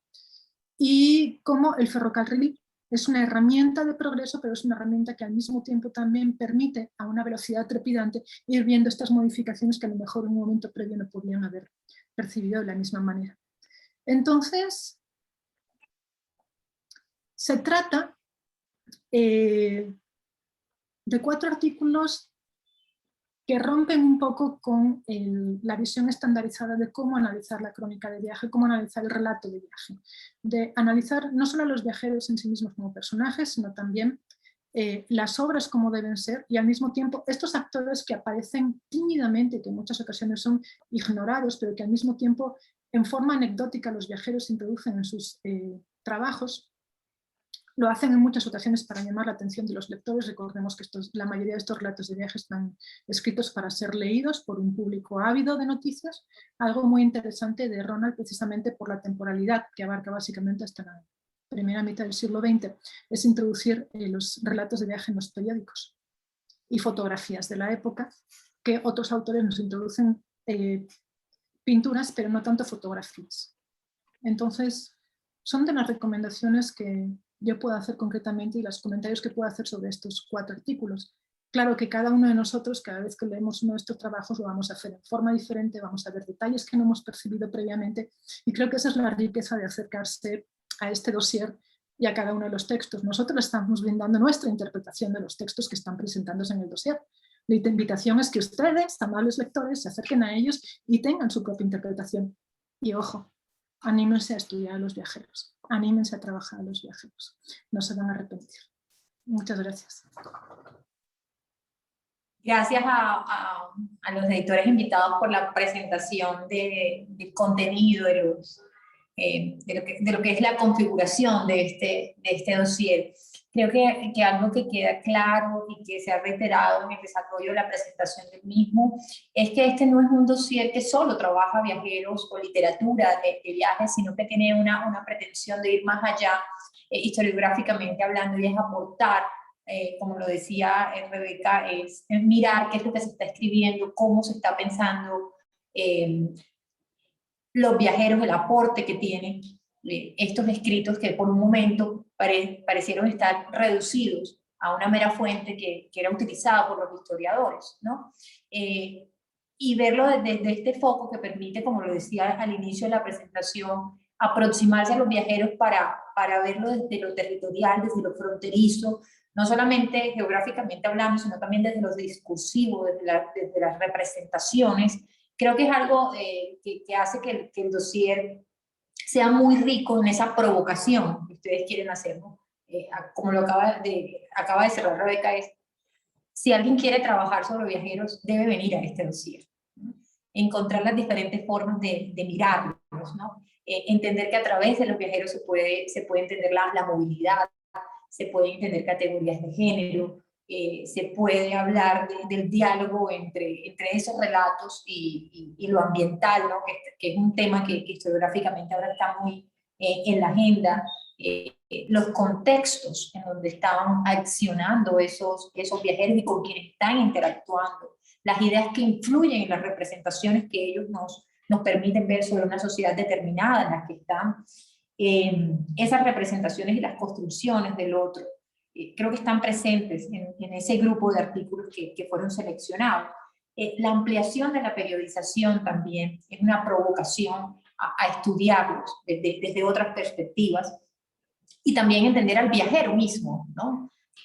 Entenderlo a él en su dinámica y entender que el viajero, como lo decía el profesor José David al inicio, pues viene por distintas cosas, ¿no? Viene a ver si se puede ampliar un negocio de un frigorífico en Coveñas, que fue el viajero que yo estudié, o si se viene de Portugal y se quiere establecer mejores conexiones comerciales entre agentes portugueses y agentes del Caribe colombiano, que fue otro viajero que trabajé, por poner ejemplos de los viajeros que se trabajan, y creo que este dossier es una provocación a quienes hemos trabajado viajeros para nuestros trabajos de investigación, verlos desde otra óptica, ¿no? Creo que esto es un gran aporte que tiene el dossier. Quisiera entonces yo, para dialogar con el auditorio, presentarles 3 preguntas que nos han enviado a los chats. Y la primera pregunta, creo que eso un poco hablaba ahora Rebeca diciendo que tal vez no era su pretensión, pero está presente aquí esta pregunta. La pregunta la hace Diana Franco y dice, es la siguiente pregunta. ¿Qué opinan sobre la desambiguación de los conceptos de viajero, residente, turista o migrante, particularmente en el siglo XIX?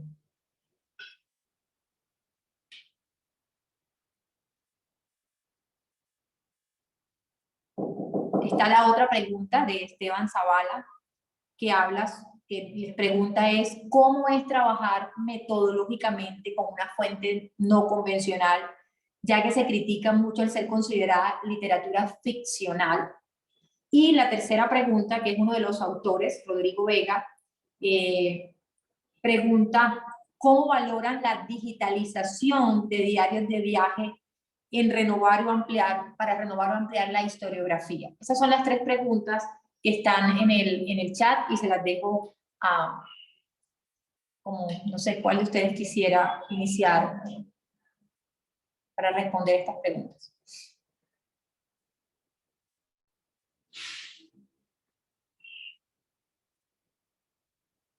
Bueno, si quieren yo inicio. Pues la ¿Vale? primera, pues sí, es un poco el límite difuso entre qué es un viajero, un inmigrante, un turista, y más que todo, pues en el siglo XIX, ya como en varios casos, los tres lo hemos anotado. Muchos de estos viajeros, pues su propósito inicial es ser un viajero, o sea, van en alguna expedición, en misión diplomática, comercial, religiosa, lo que sea, pero terminan siendo atraídos por esos lugares que visitan y fijando pues, su residencia permanente. Algunos llegan a morir en el territorio que visitan, o sea, no es solo que vivan por 10 o 20 años, sino que hacen vida en otros lugares, entre ellos Colombia. Por más que historiográficamente hemos subvalorado la inmigración extranjera, personajes que escribieron relatos de viajes, por ejemplo, vuelvo a esta mujer, Mary English, o William Wills, que fue también muy influyente, él estuvo 50 años en Colombia, muy influyente para los proyectos de desecación, se venía de Inglaterra. Entonces esos límites son muy difusos, a veces es una cosa en el principio, otra cosa después, algunos pasan largas temporadas, yo creo que un poco en contacto con la segunda pregunta, esos que pasan largas temporadas son a veces los que brindan como una información mucho más precisa, porque no solamente es el que llega en un mes específico, está 20 días y mira una realidad como una fotografía instantánea del momento o lo que le cuentan sus informantes, sino que su experiencia es mucho más larga. Y esos diarios hay que contrastarlos entre sí, el que está un momento y el que está a largo tiempo. En cuanto al trabajo metodológico, pues yo creo que una de las, pues, de las cuestiones más importantes acá es el contraste de fuentes que a veces se nos olvida con estos viajeros, la condición de testigo ocular a veces, y de haber estado presente ahí, y de que a veces el mismo diario está hecho con un estilo que parece la historia contada tal y como fue, o sea, como si no fuera un relato de no ficción, nos hace olvidar lo mínimo que debe uno tener con cualquier fuente, entre ellas los viajeros.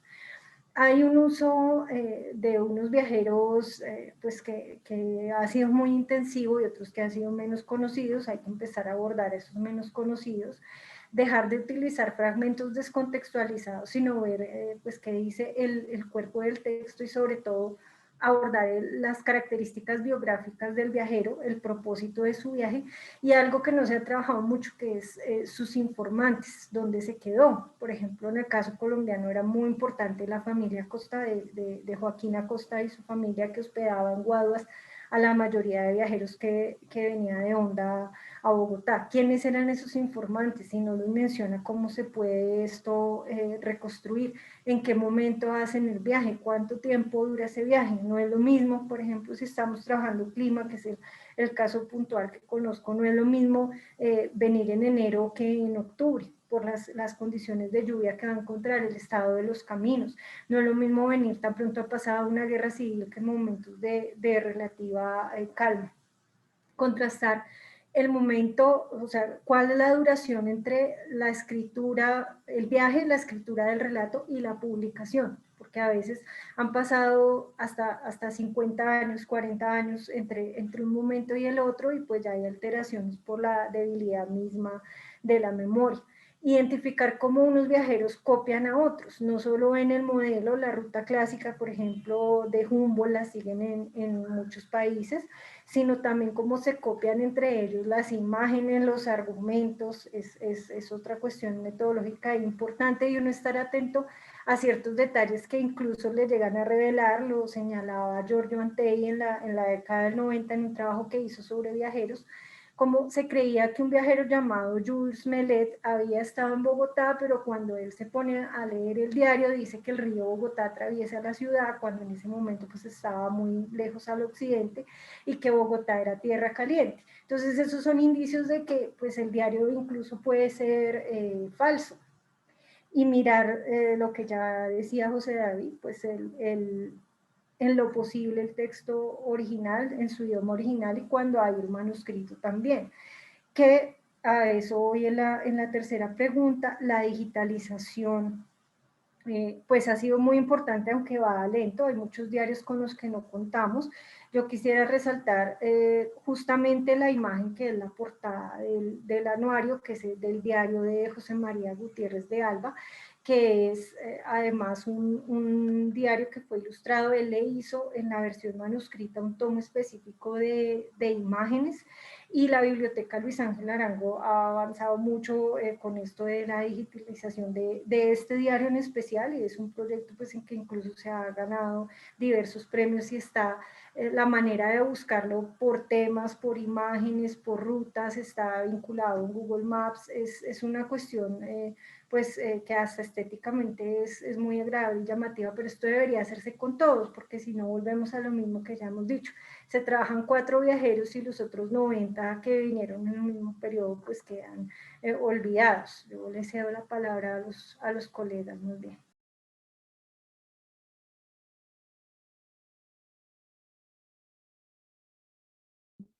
¿Sigo yo?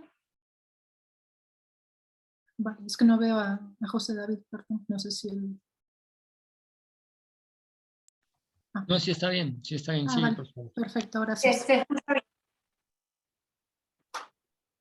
La desambiguación de los conceptos de viajero, residente, turista, migrante, emigrante, particularmente en el siglo XIX. Pues es que se están construyendo.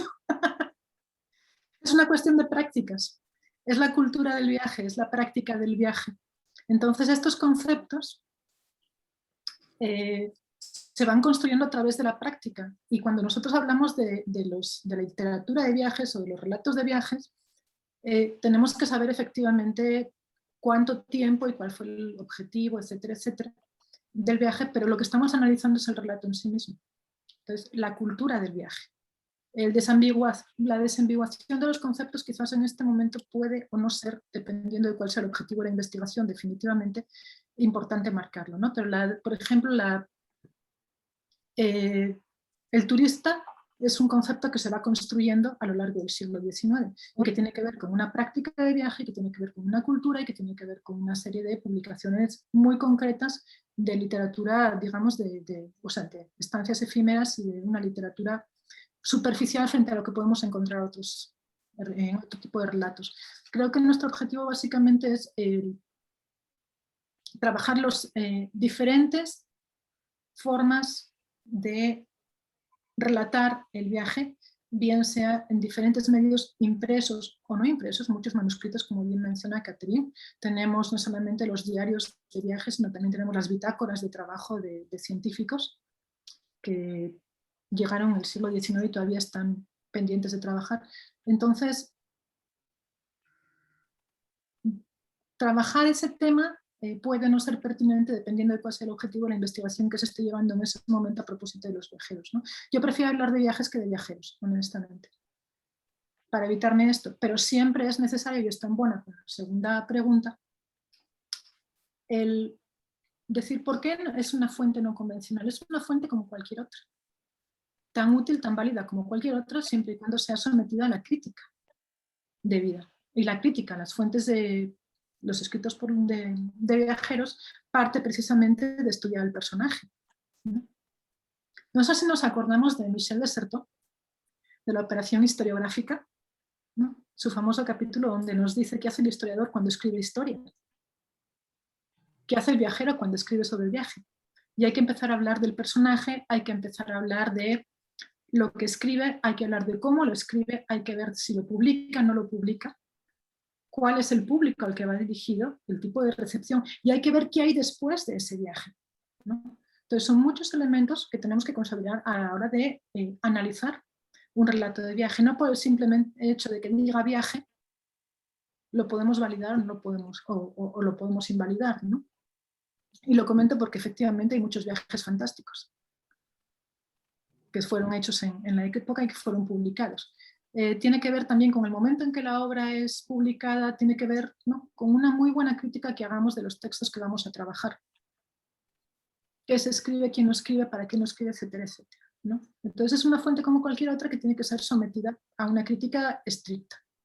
Y a una crítica bastante estricta, ¿no? La intencionalidad de la obra, el lugar social, etcétera, etcétera. Y sobre la pregunta de cómo valorar la digitalización de diarios de viaje para renovar, ampliar la historiografía. Pues qué bueno, qué maravilla. Cuando yo empecé con la literatura de viajes, efectivamente teníamos un problema de que no había mucho material digitalizado.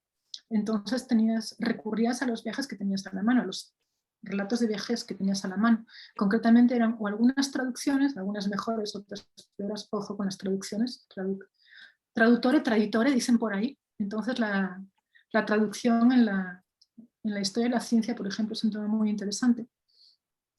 Pero lo que nos permite la digitalización es precisamente poder plantearnos preguntas nuevas al ampliar la cantidad de fuentes a las que tenemos acceso. Ahora mismo, una parte muy importante ya no es tanto el buscar esos relatos de viaje, que era una parte fundamental cuando uno empezaba a trabajar literatura de viaje, a ver dónde lo conseguías editado, a ver si conseguías ir a la biblioteca, a ver si conseguías ir al archivo, a ver si conseguías ir a tal país donde estaba, en tal biblioteca, tal libro, etcétera, etcétera. La digitalización nos permite una accesibilidad enorme al conocimiento o a la información. En nosotros está que esa información se convierta en conocimiento. Entonces ahora mismo tenemos estos materiales maravillosos. Afortunadamente estamos en una corriente constante y muy dinámica de disponibilidad de ciencia abierta o de práctica de lo que conocemos como ciencia abierta. Nosotros como historiadores también debemos practicar la ciencia abierta. Sabemos que la UNESCO este año está lanzando un manifiesto muy interesante al que pretende que todos los países se sumen para participar en ciencia abierta, es decir, no únicamente poner las fuentes al alcance, sino también los procedimientos a través de los cuales se consigue el conocimiento. Y, por ejemplo, este dossier, y vuelvo otra vez al tema que nos ocupa el día de hoy, es una parte fundamental de la ciencia abierta. Porque está Creative Commons, porque está digitalizado, porque todo el mundo, siempre y cuando puedan leer castellano o portugués, o si tienen un buen traductor también pueden acceder a ello. Entonces, la digitalización de estos materiales es una parte fundamental que permite renovar y que permite ampliar la historiografía mediante la accesibilidad y la generación de lo que conocemos como ciencia abierta. Al menos esa es mi perspectiva. Gracias. Sí, yo solo completaría lo que ellas han comentado en un par de situaciones.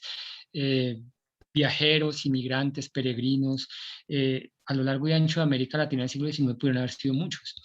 El asunto es cuántos de ellos dejaron huellas y esas huellas cuántas persisten, es decir, un relato. Y ahí es donde viene un filtro. A nosotros, por lo menos a mí me interesa mucho el problema de la literatura de viaje.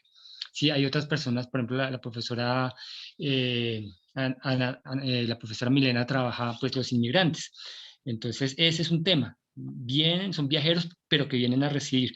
Otros pueden trabajar los peregrinos, pero los que queremos trabajar la literatura de viajes, encontramos que muchos de estos viajeros, inmigrantes, peregrinos, no dejaron ninguna huella, o si la dejaron, ha desaparecido.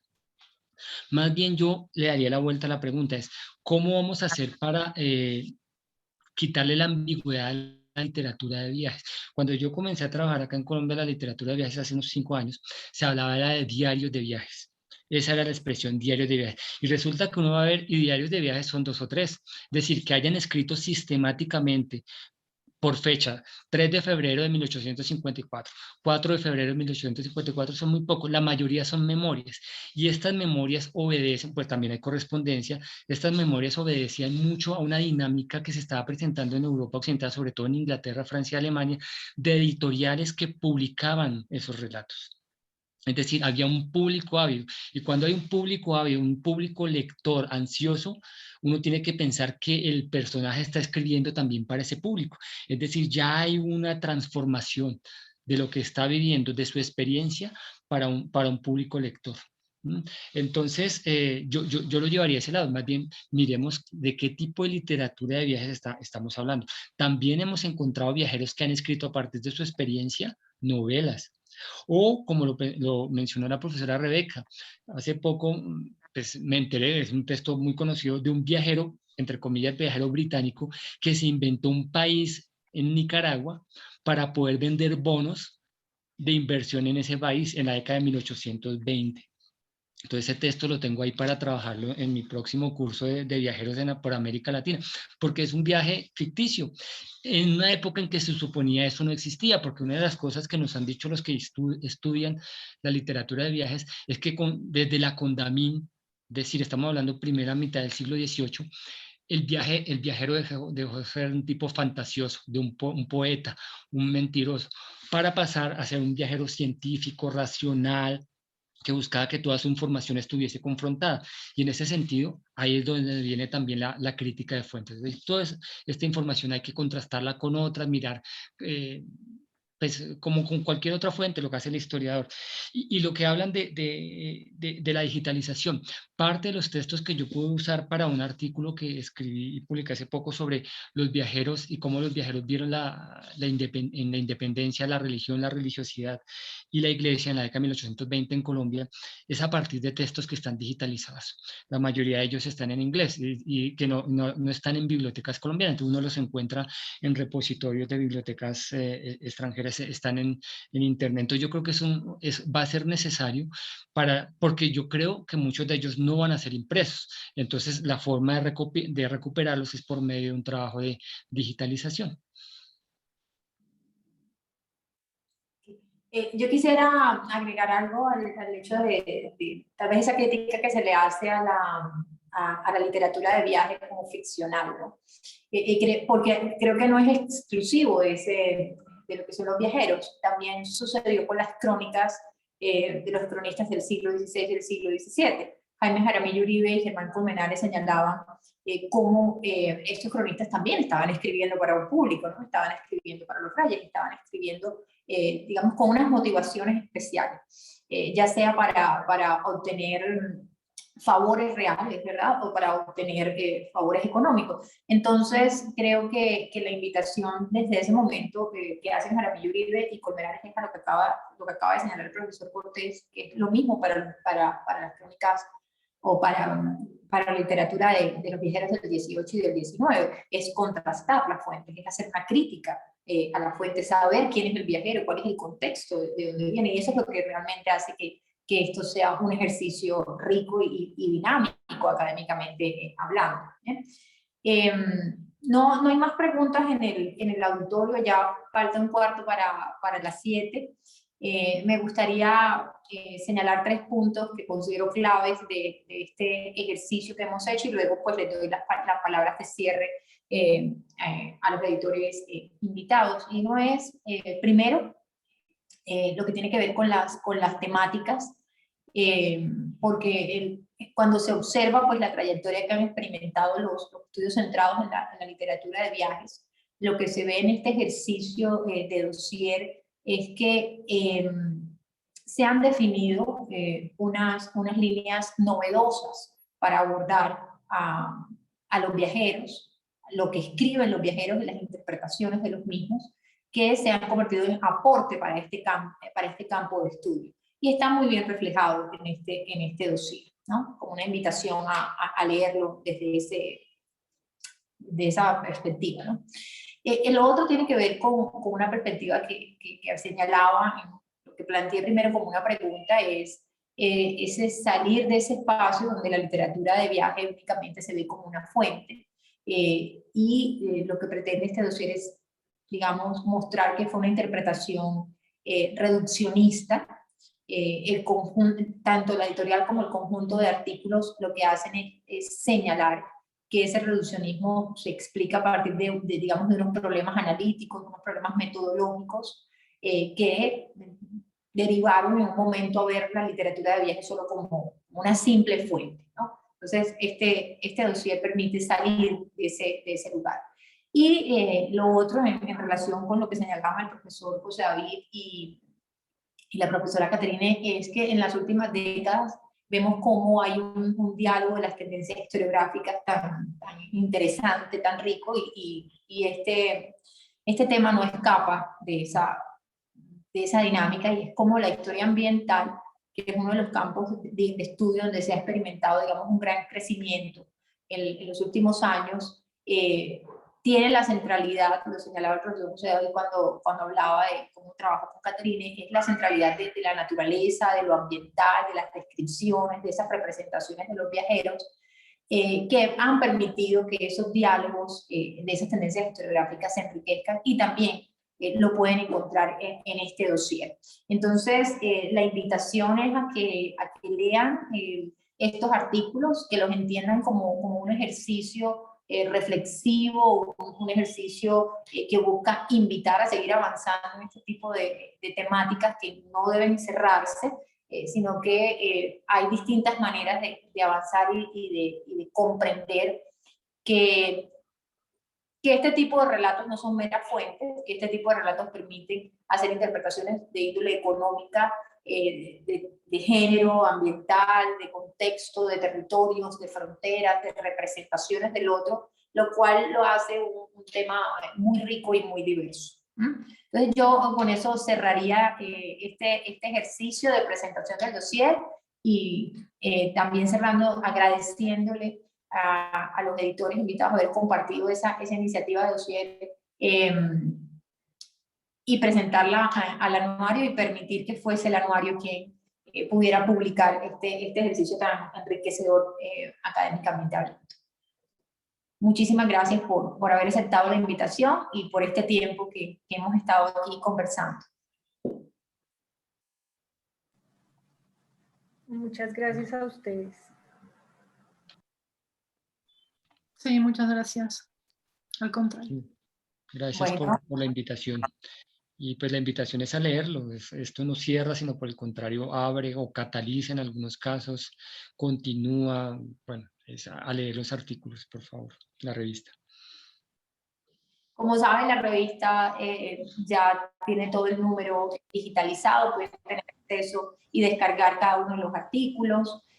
También en nuestras redes sociales estamos compartiendo los artículos, y pues la invitación es a eso, a que no solo lo lean, sino también como docentes, los que estén presentes, puedan convertirlos en ejercicios que no solo les permitan conocer un poco más sobre los relatos, las literaturas de los viajeros, sino que también sean un ejercicio de provocación para que este tema pues siga vigente.